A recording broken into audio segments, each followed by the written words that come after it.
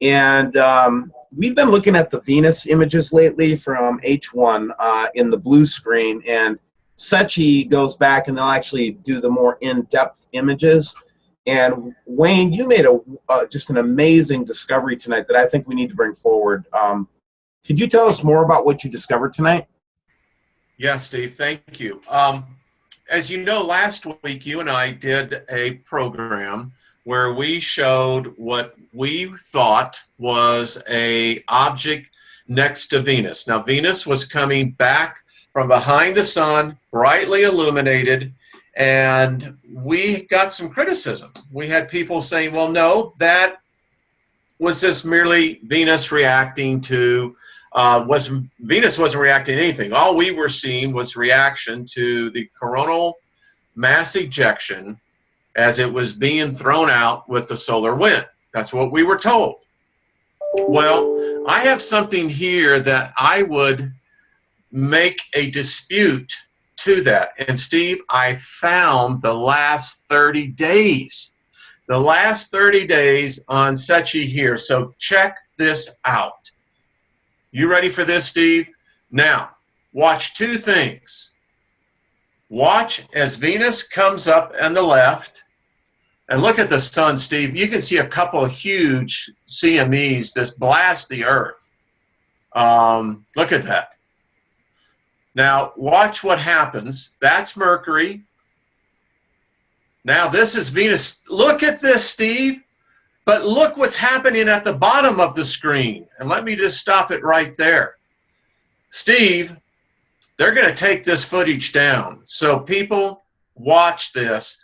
Steve, share this video, make it go viral, because I think this is one of those kind of videos that kind of convince you that this is a real phenomenon. Go ahead, Wayne. Sorry. So, Steve, I believe it's my hypothesis with yours. You and I are saying this Venus is reacting to this object down here. Because if you see this object, look at that, Steve. It's moving. Are you seeing that? And look at that, Steve. I mean, I'm absolutely seeing it now. I've been watching this reaction all week and hearing all kinds of different things, but it makes perfect sense that it feels like Venus is absolutely having some kind of a discharge towards an object down, the object that follows the bottom of the screen. Yes, yes. Now, here's what I don't understand. All right, we know that Venus is tracking near the sun, but we also know it's moving away from the sun. So I believe, if I'm correct, Steve, and maybe you can look at the data on your end, but the Venus right now is too close to the sun to be seen during the day. Am I correct on that? You are, and I'll pull up. I've got the solar system scope up right now, Wayne, so we can actually look at where Venus is right now. Sure. Relative to the Earth. If you want to turn over the screen to me, we're gonna come back to the footage that Wayne was showing us, so that we can make sure we get it good and documented. But right now, what I want to do for a second is, oops. No, sorry about that. No worries. I want to take us over to the solar system scope here that I have up. Okay. There you go. Let's see.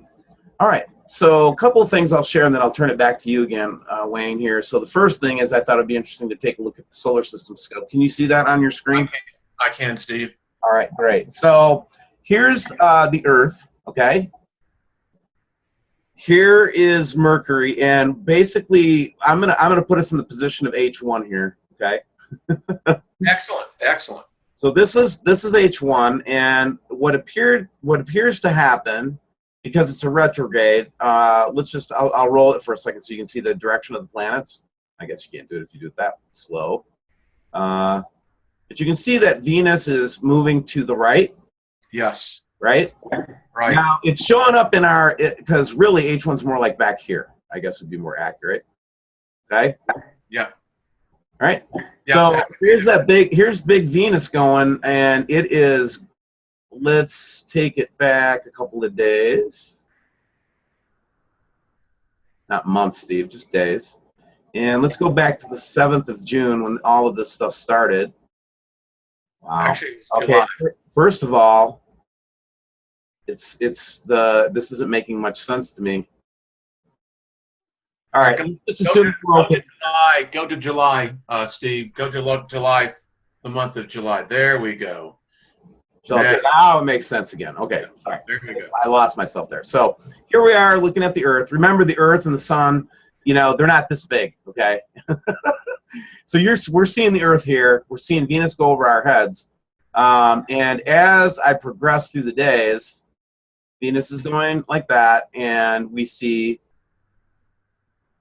be seeing Mercury in that retrograde. And, of course, H1 stays with the Earth. So let's see about the 26th, Steve, of July. Let's see where Venus was. Okay.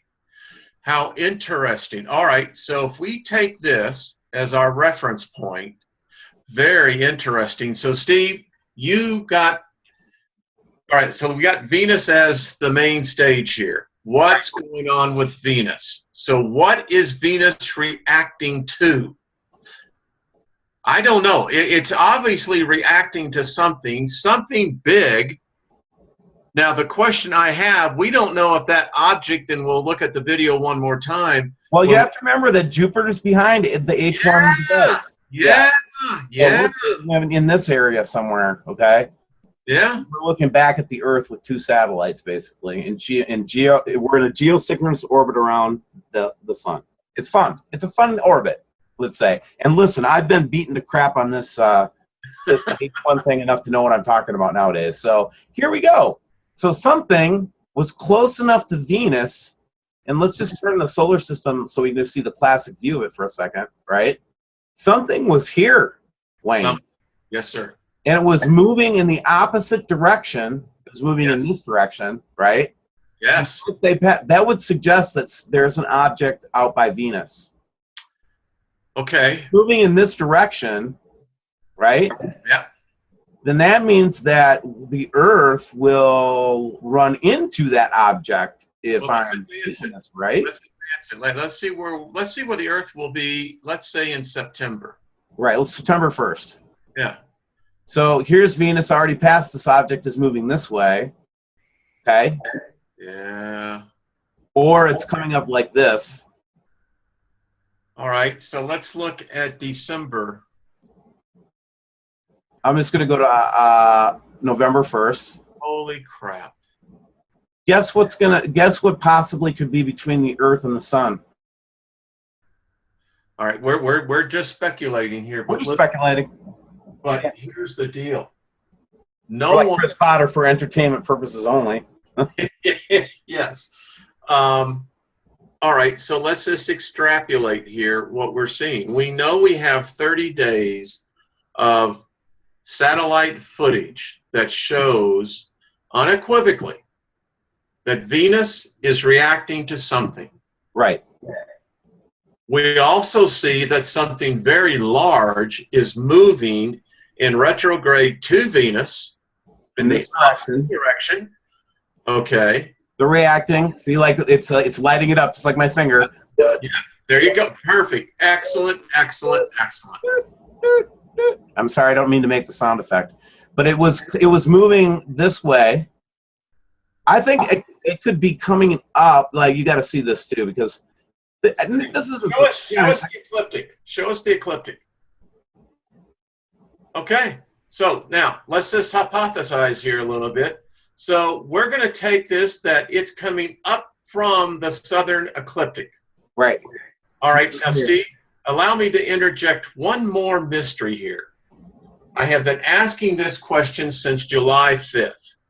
When Juno successfully deployed around Jupiter, it was told that we should begin to see high-definition pictures of Jupiter. There has not been one single picture of Jupiter at all. Well, look at where Jupiter is. That's my point. The spacecraft is probably being pointed at these other objects, would be my guess, for observation. I mean, just as one theory, one hypothesis. You know, listen, if someone's going to have to give me a better cockamamie story that is reacting to the solar wind. You know, I ain't buying it. Sorry. We're going to have to go a little deeper than that, because you know what? Those last couple of frames, and we'll look at them, Steve. Yep, I'm going to turn it back. That is material of some sort of reaction coming off Venus. You can tell it. It's being thrown off. Right, we're going to come back to your footage, but I think we've got a subscriber that came up with a kind of a neat theory on this, and then I'll turn it back to you again. So here, can you see this picture? Yes, I can. And then we'll cut the video off, because I think that we made our point pretty good, you know, in terms of what we're seeing here. So let me read the letter. Steve, it is my belief that due to a plasma discharge from either another planet or the sun has caused the unusual flaring on the surface of Venus. This is his hypothesis. So here he shows the Venus with the ionosphere, and then he goes on to talk about disruptions in the blanket's Birkeland currents due to the solar wind. So in other words, we have something pulling, almost like when we talk about HAARP doing the ionospheric punch in the atmosphere, and it punches a hole and lets the air through, and that's how they create low pressure or high pressure. I mean, there's all kinds of stuff. Anyway, point being, this is a possibility if a large planetary object approaches within a proximity of Earth's magnetic field and would occur on the region 2 current sheet, southern hemisphere on approach. A large plasma discharge could also take place between Earth and another planetary object, depending on the proximity of approximately 1 lunar distance or less. So he's saying for that to have happened, his theory anyway, and let's just go with it, that in order for this hot flow anomaly to actually create a magnetic, this magnetic connection, it would have to be within 1 lunar distance of Venus. Well, and I believe that's exactly what we're seeing is. Let's go back to the footage. I'm gonna stop share. Why don't you go ahead and pull it? All right. Go back to the footage, and then we'll say goodnight to everybody. But this is a special report. WSO, Wayne Steiger, Steve Olson. We think that we're piecing some things together that are pretty phenomenal here, everybody. I wanted to step through this, Steve, because I think that this will displace the argument. Look at that. Look at that, Steve. That is throwing off, I don't know what it is, atmosphere, plasma. I mean, it's clearly not reacting to anything in this area. But boy, you can see it come in here, and we only get a couple more frames before it cuts off.